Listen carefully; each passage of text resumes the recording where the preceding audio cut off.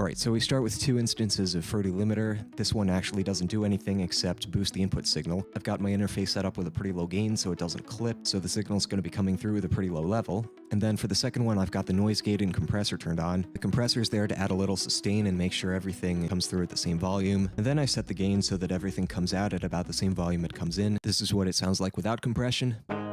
And with. So yeah, it's about the same. This is how long I can hold that chord without compression.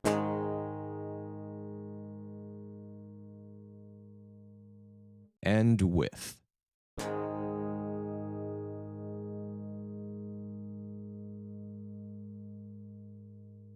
You know, just something to give it a bit more sustain. So now we can add distortion. Sounds like this.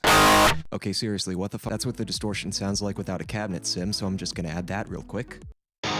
There, that's better. Okay, so first off, I'm using Lepu Hybrid Preamp sim. I'm gonna have a link in the description. All the other stuff, including the EQ, is basically just up to you. Important thing is, though, I'm setting the drive so that it just barely saturates.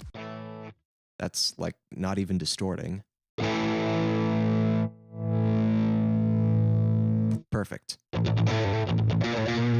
So then we add a drive pedal in front of that to make sure it stays in that saturation area. And honestly, you don't need to crank the gain on this one. Sounds like that.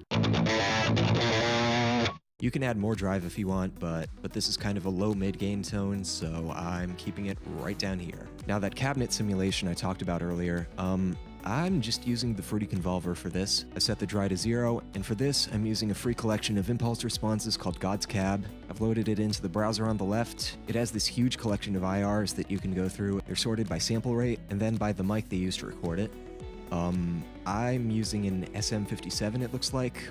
And personally, I think it sounds good without any EQing. And that's impressive because most guitar amps have a bunch of annoying resonant frequencies that you have to go in with an EQ and cut out one by one. Usually looks something like this. Not fun, and honestly, I think it takes away from the tone. So then we add some reverb. I'm using the stock FL Studio reverb with a small studio setting. And in an actual mix, I'll typically cut out the low frequencies with an EQ because that's mostly mud. That gets in the way of other stuff like the kick drum or bass guitar, but I don't hear any of those, so we're just going to dial in a cut in the low mids. And that's it.